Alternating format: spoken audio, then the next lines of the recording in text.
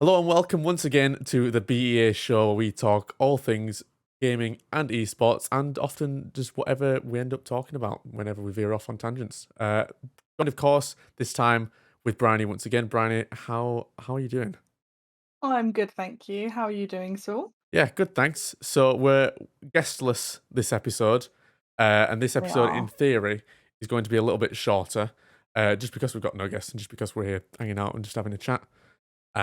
So Brian, I've got a quick question for you, I guess, to start us off. So it's been snowing. Has it been snowing by you recently?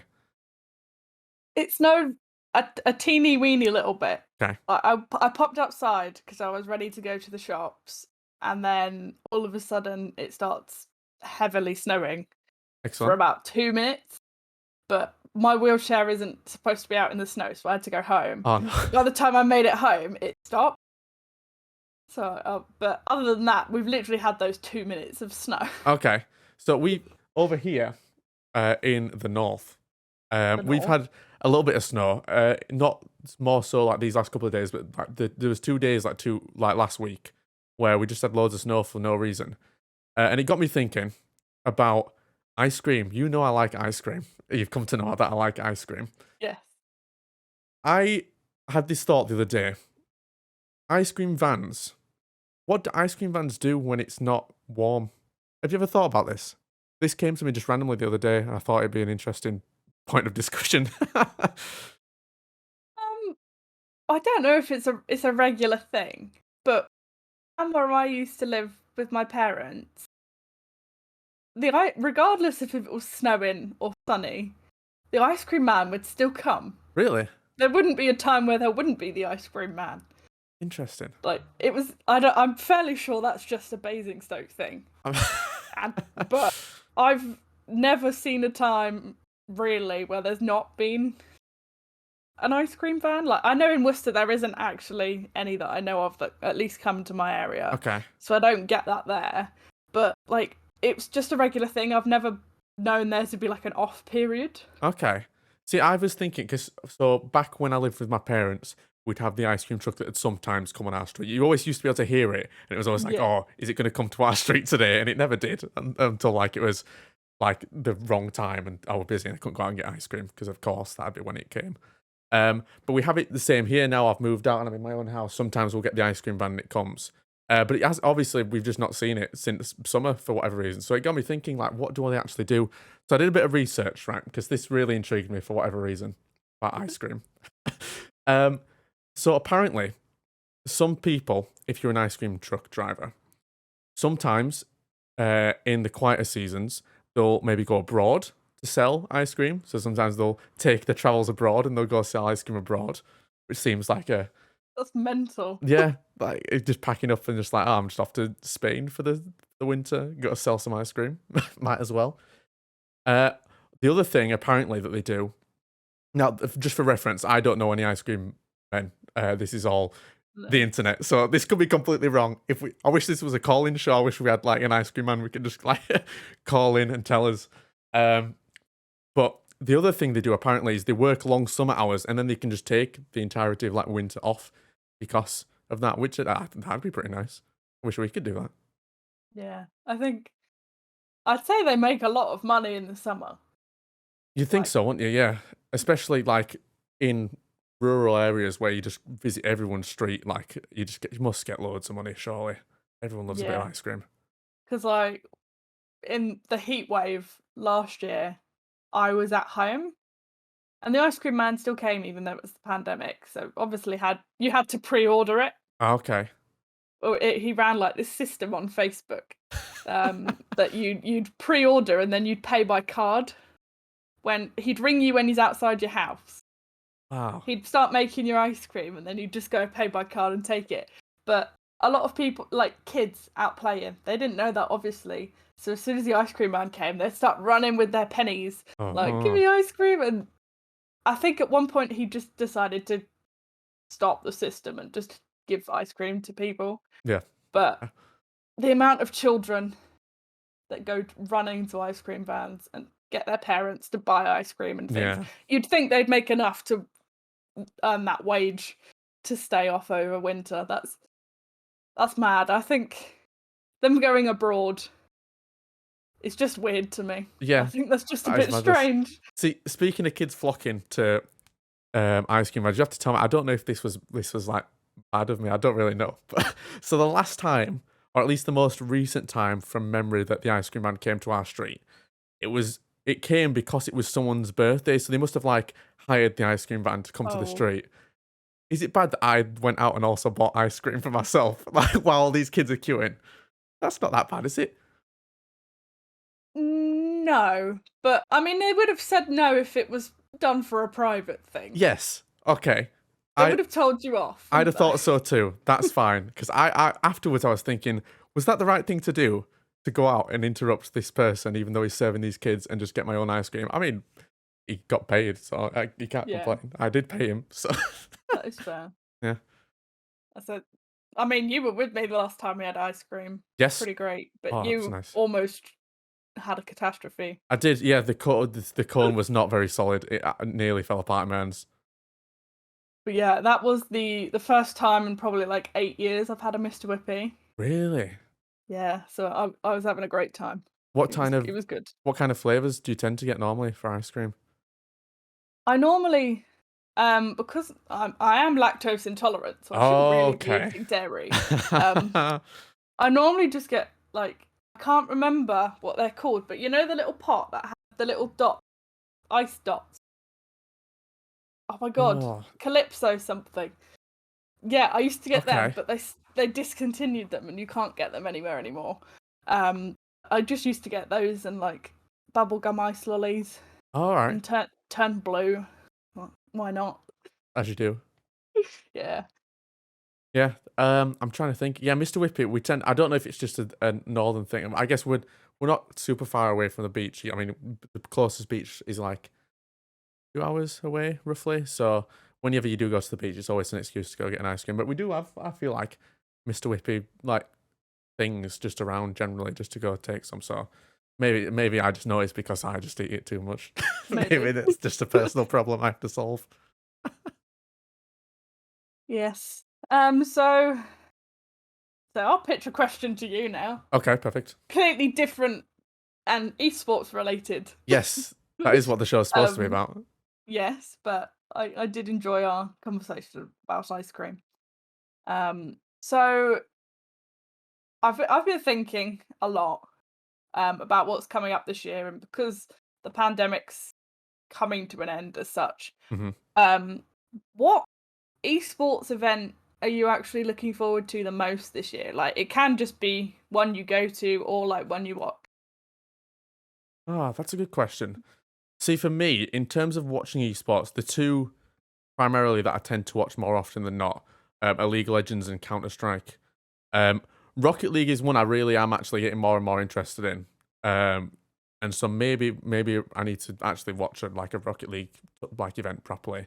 But I am really excited, I think, mostly for when League of Legends Worlds comes around this year for me personally. So I've been following League of Legends since like season 2. I think I've spoken about this on one of my past podcasts where I used to sit in the canteen on my phone in high school and I had the VODs of like the season 2 World Championships like all download on my phone. I used to sit in the cafeteria and watch. As sad as that is, as everyone else having a conversation, I'm just like in the corner, like, TSM. And so League of Legends has been a massive one for me, and to have it that one time where I did go, I think was it 2016 when it was in London, the semi-finals, and that was, I think so, that was that was like the first esports like event that I went to, and I went with a friend. It was amazing. I'd love to go again. So hopefully they bring Worlds back to the UK at some point, or at least close enough that I can maybe justify going somewhere. League of Legends and then Counter-Strike. I'm glad we are getting a major again for Counter-Strike this year because we are, I think, very much due one, and it's good to see all the top teams just in a major competition because you always know everyone's going to come out like fighting. And so that was another one actually I went to. That was I've got my little coin here. So actually, when the Face It major came to upside down, there you go, to London.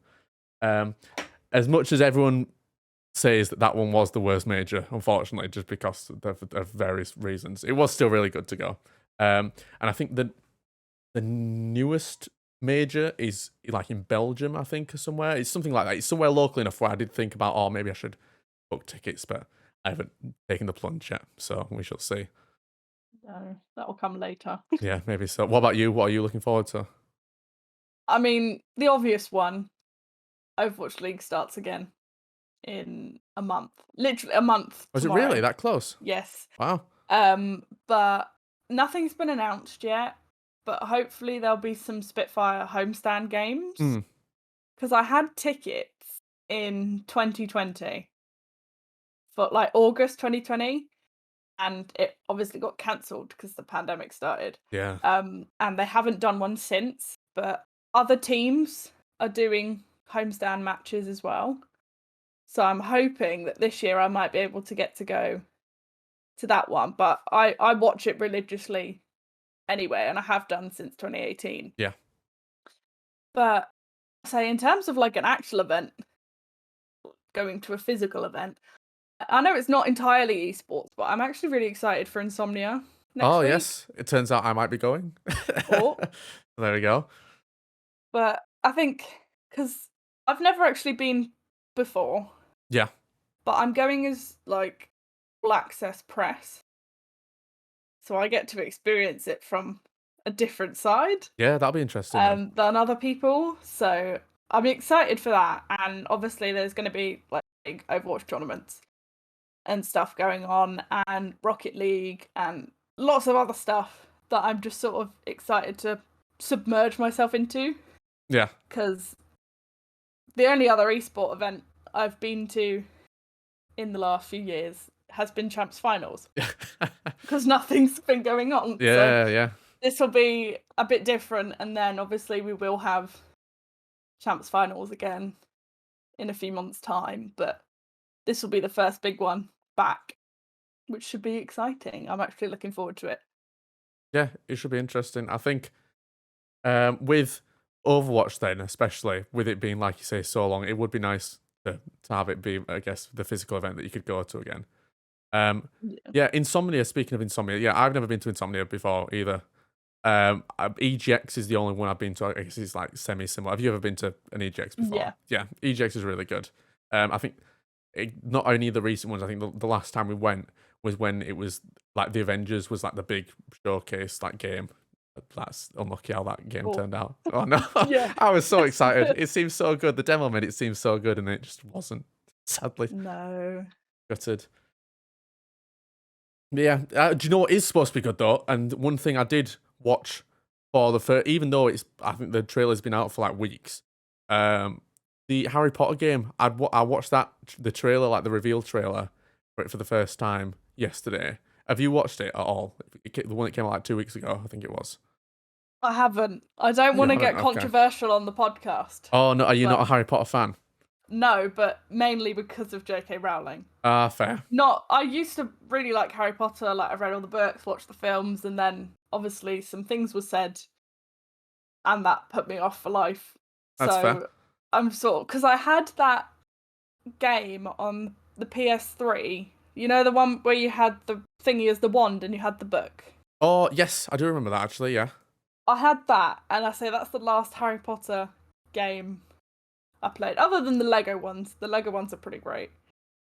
But yeah, I haven't seen it, and I'm not sure I will. Don't at me here, people. That's fair.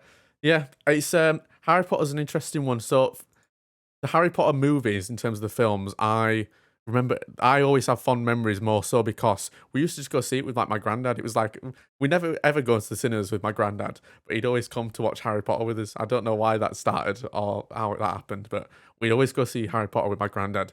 And I'm not like massively into Harry Potter in the way that I know a lot of people are, where they've got like the blowing scarves and they've got the wands and everything else. I'm not like massively into it, but I respect it and it's good. But this game actually does look. This game just seems madness. It seems like one of these games where there's just so much that you're able to do, and I don't understand how it all fits into one game, because you've got all like the school aspect and you attend your classes, but then outside the school you go and you fight all the monsters and the things, and there's a story that goes on outside the school, and it's like, yeah, it's going to be interesting. If it's a good game, then it's going to be a good game. But yeah, I'm cautiously optimistic because we've had a lot of games, especially over the last few years, that have promised big things and then have turned out to be a bit naff. So we shall see. Yes. So that's becoming more of a problem now. I think the companies start overhyping their games and putting all these like incredible trailers out, and then all of a sudden you play the game, it's full of bugs, doesn't run properly, or it's just not as good as they made it out to be. Mm, I think it time will tell with the Harry Potter one. I think the one that stands out to me that fit into that sort of thing was Cyberpunk, because I paid lots of money to get it early. I had it downloaded, ready, and it didn't run. just at all, it just didn't run at all. No. Oh no. Um it wouldn't run, and then when I got it to run, all of a sudden like trees would spawn in the middle of the road and smash your car up, and it was just chaos. Things wouldn't load. Your character would be floating, like just there was a lot of stuff wrong with it, and it took them over a year to sort it out to a point where you could actually play it properly. And at that point, I mean, myself and many other people sort of lost that interest from Mm, all the hype. Because obviously, Keanu Reeves, him being a feature in it, is going to bring a lot of people in. poor guy. And I ended up I've played it all the way through, and it's the fact that in the first 2 hours of gameplay you don't see Keanu Reeves, which put me off because Right. he's so deep into the game that you've been sold this character who you don't see right to the end. Yeah. It's a bit of a disappointment, but I do enjoy it. Like I enjoy the free roam side of it as well. So hopefully Harry Potter will be similar to that sort of stuff. Yeah, it's interesting you say that about Cyberpunk. So I played. Did I get Did I get it on release? I don't know if I got it on release or not too long after. But and there were definitely problems, and there were definitely things that just didn't work. There was one thing where the because I went down the route of I like to hack all the things and Yeah. like get people by like hacking and turning off the like limbs and stuff. I thought that would dead funny. But there was certain like abilities, like the top grade abilities that I just could never get because the Yeah. way to get them was just bugged and it just wouldn't ever let me like get them. So that was a bit annoying. But other than that, I think I had a relatively like bug-free experience with Cyberpunk, even though the game wasn't really exactly what they promised it was going to be. And there was a Yeah. lot of stuff missing. I didn't mind Cyberpunk all that much, to be fair. But yeah, I guess I have a bit of a biased take because the game actually did work for me, and Yeah. a lot of people it just didn't work for, which is mad. That yeah, they spent so much time, and from a studio you'd think that had a lot of stuff together with like The Witcher 3. Yeah, but even then, I guess even the Witcher games had the problems on release, but nothing, I guess, to this extent. It was it's a shame really because it was really good and it definitely could have been better. So it's a shame. Yeah. I think as well, like I could agree. I definitely enjoyed it once it was fixed. Yes.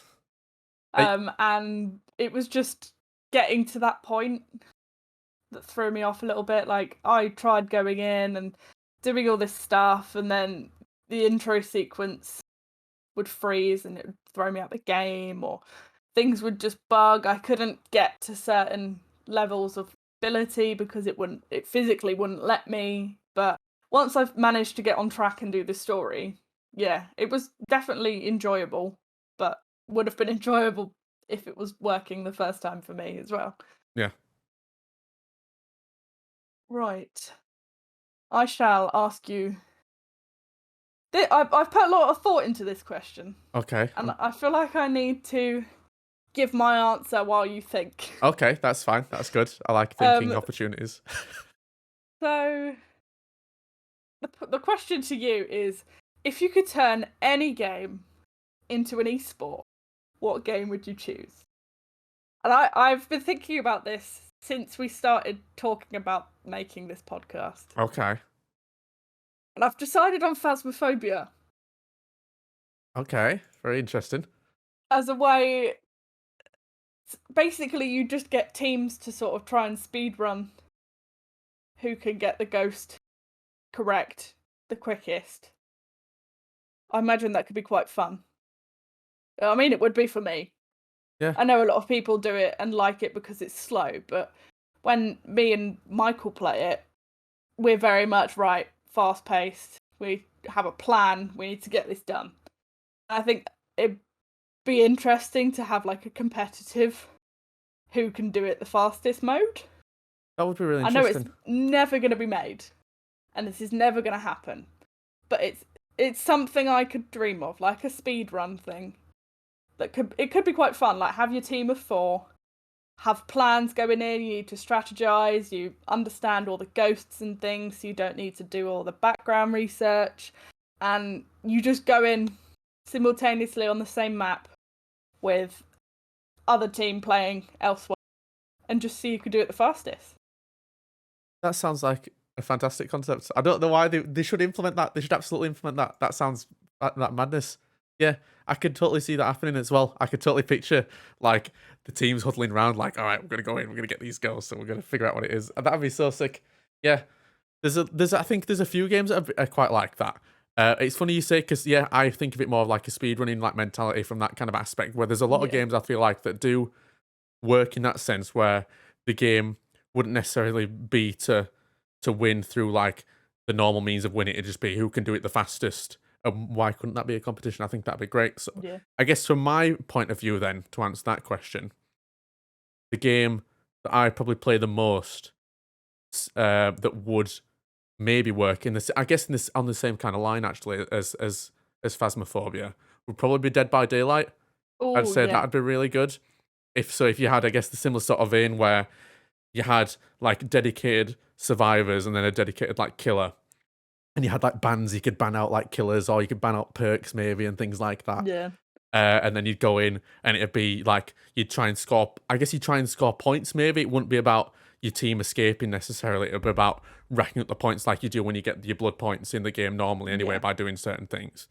Maybe it's the case of instead of it being all 4 people have got to escape or whatever, it's got to be right. Try and rack up as many points as you can, which I guess potentially lends to some more interesting techniques and interesting like methods then, and different teams could strategize different ways, like right, we're going to focus on looping the killer for like 3 hours straight or whatever. I think that could be really interesting, but I get it works on a similar vein I guess to yours, where it's not necessarily about winning, it's about doing it as fast as you can or racking up points or whatever it might be. I think that'd be really interesting. I'd watch it personally. I'd watch your Phasmophobia one as well. I think that'd be fantastic. Yeah, like I've played a lot of Dead by Daylight, and I mean I play with randoms because I don't have people that want to play it with me because they're a bit scared. Everyone's so scared. I don't understand what's scary about Dead by Daylight. That's the one game I just think, oh, it's not really that scary for a horror game.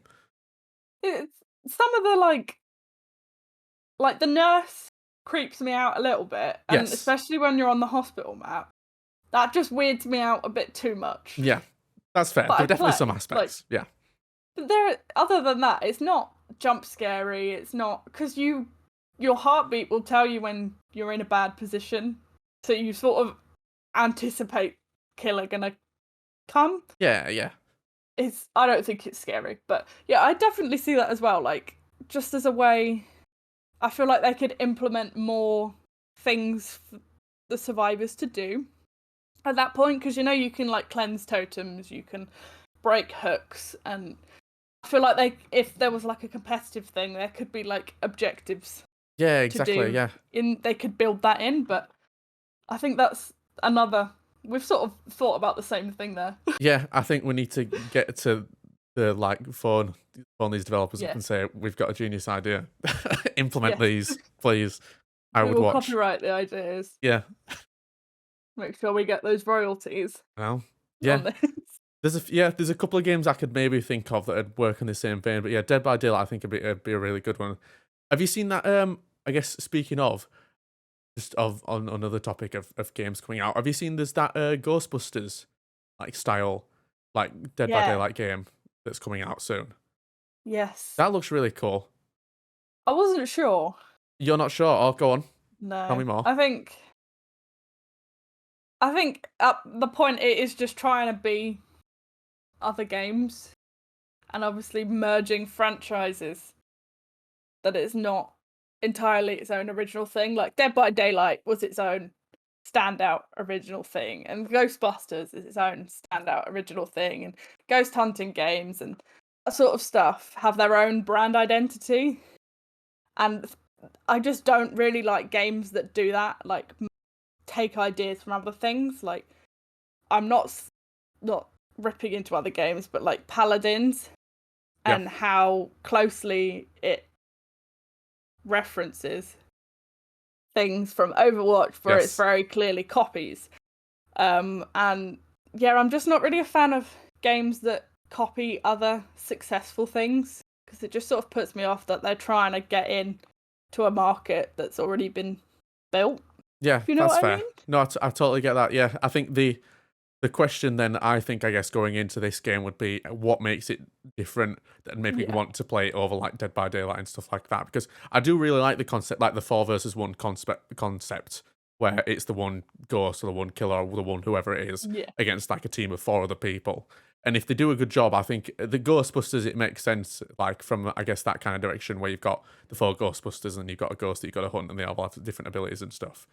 So it makes sense from that kind of gameplay perspective. But again, yeah, it's just what are they going to do differently that doesn't just make it like a Dead by Daylight clone almost in a lot of senses. So yeah, that does make sense. I do agree. Hopefully, we'll see. Again, another game that could potentially be good and could potentially not be good. You just never know, do you? Nowadays. No. Just there's lots of potential stuff coming out this year, and the standards of stuff that came out last year during COVID and things has sort of set the tone for now. Everyone's back in the swing of life. Yeah.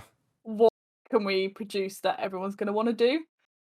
So we've got a lot to expect, especially in gaming, in esports. But I mean, I'm also quite invested in a lot of the stuff that's coming out film-wise. All right, go on. What are you looking forward to?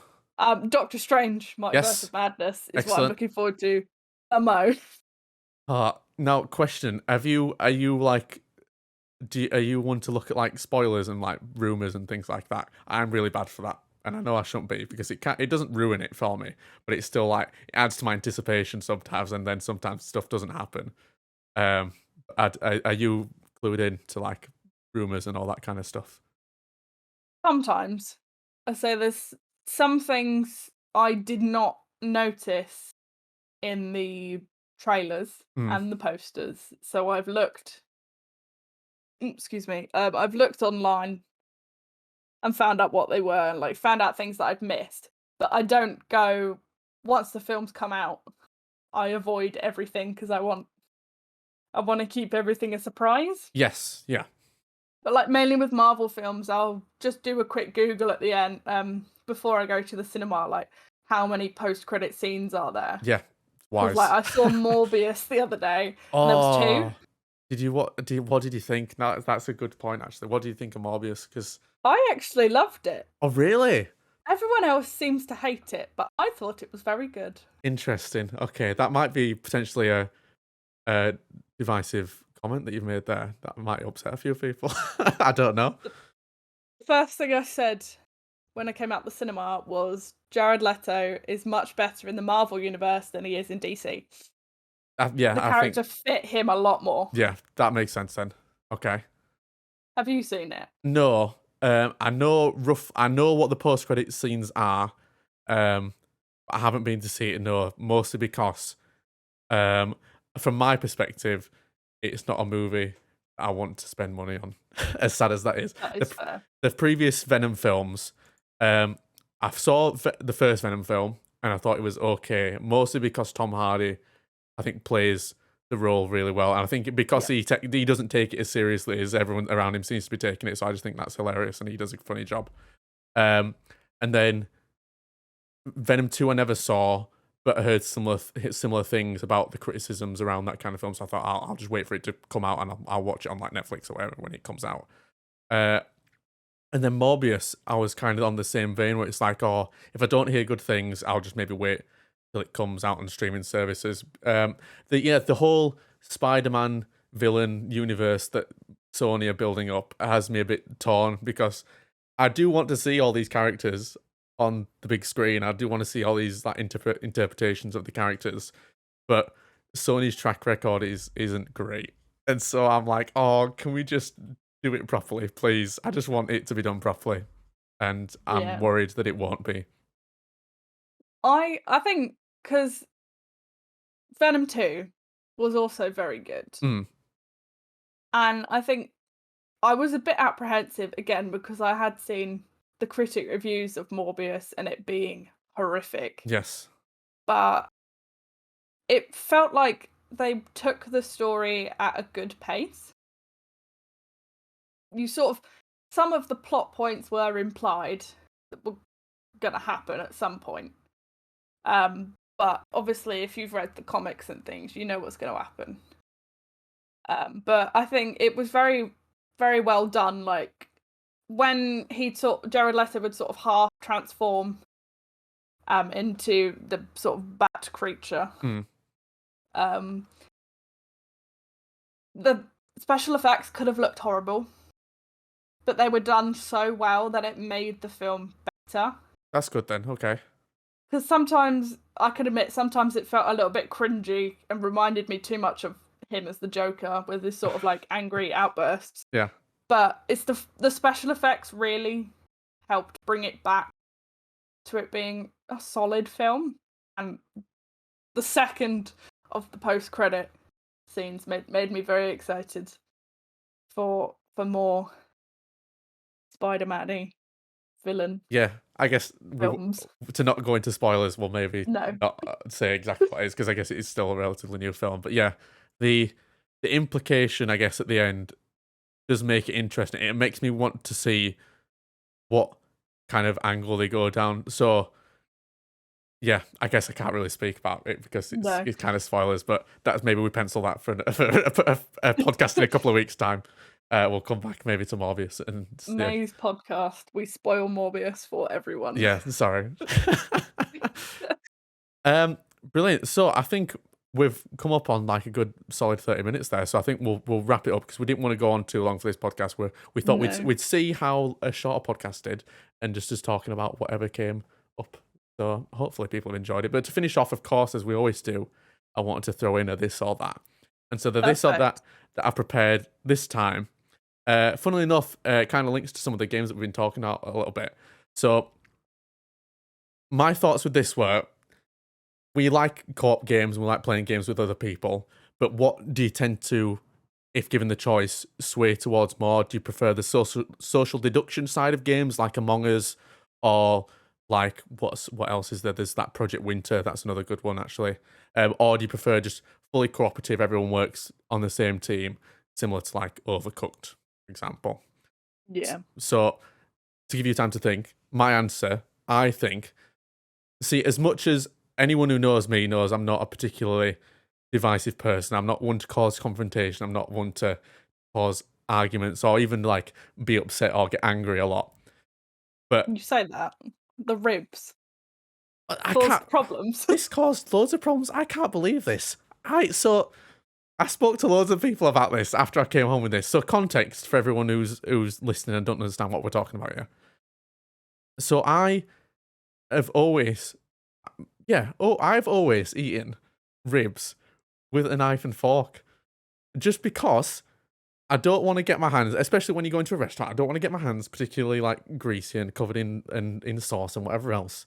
And if they're good ribs, they should just slide. You get your knife and fork, and the bone slides straight out. You got your big chunk of meat on your fork. You dip it in the sauce, and you're good to go.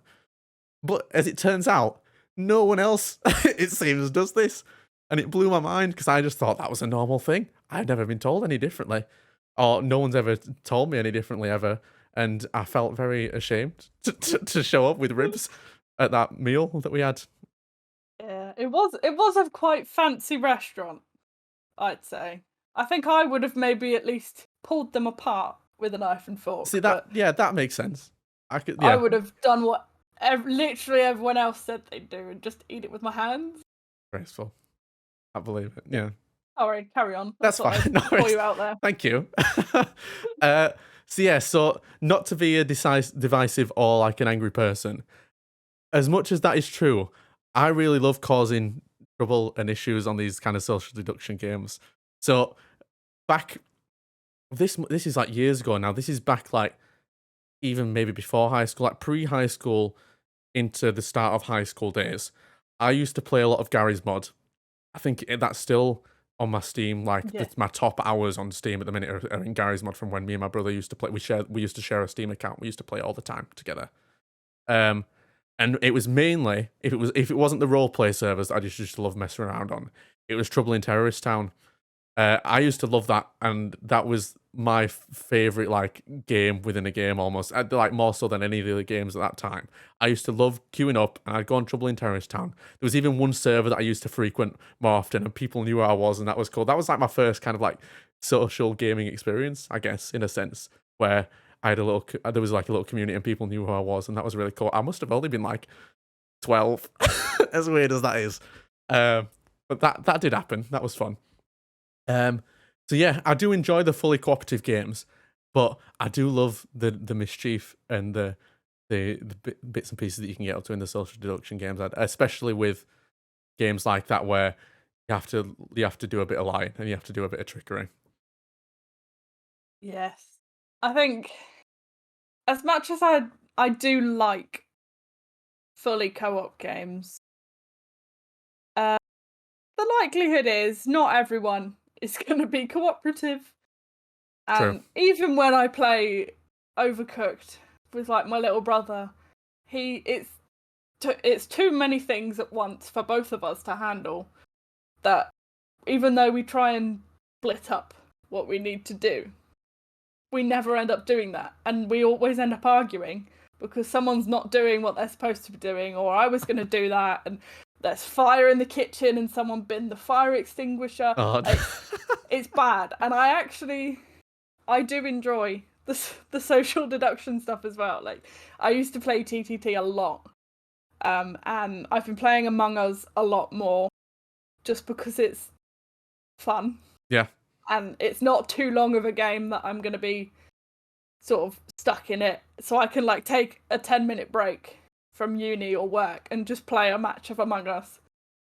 And it's great. Like, I am a terrible liar. Don't get me wrong. I can't do it when we were in person and we played Jackpot stuff. Couldn't do it when we played Faking It. Absolutely not. But when we're on Discord and everyone can see my face that I'm smiling or trying not to laugh because I'm lying, I do a lot better at those things. Or with text chat. Yeah. So I do enjoy them a lot more, and it's again different to my personality. Same with you, that I don't really like conflict or lying or arguing, but I have so much pleasure in doing it. Yeah, it is good in fun. These games, because that's the whole point of it. But yeah, I think we agree on this one. Excellent. That is good to know. Right. Well, that does, I think, bring us to the end of today's show. So, Bryony, thank you again for joining me. Thank you. In terms of a guest for next time, I guess TBC once again, as we see potentially who we want to pull in. But if people enjoyed this one, we might just have to do this more often, where it's just the two of us. Maybe we pull in someone else like Will, and we'll get him in for a chat as well. And it should be pretty good. But yeah, so thank you everyone for joining us today on this shorter episode of the BEA show. If you'd like to follow more of our content, you can check out BritishEsports.org, where you can find all our social media stuff, all of Bryony's lovely articles that she writes every week, all the stupid videos that I make every week on YouTube, and various other bits and pieces. Make sure to check us out. Make sure you follow us on Spotify if you're watching, and if you're listening, don't forget to check out the YouTube version, the video version. It's very cool. Lots of cool flying particles around my head. Very exciting. Yes. And we'll see you in a good month's time when we have other things to talk about, and maybe we'll spoil Morbius at that point. We'll see. Thank you, everyone. Thank you.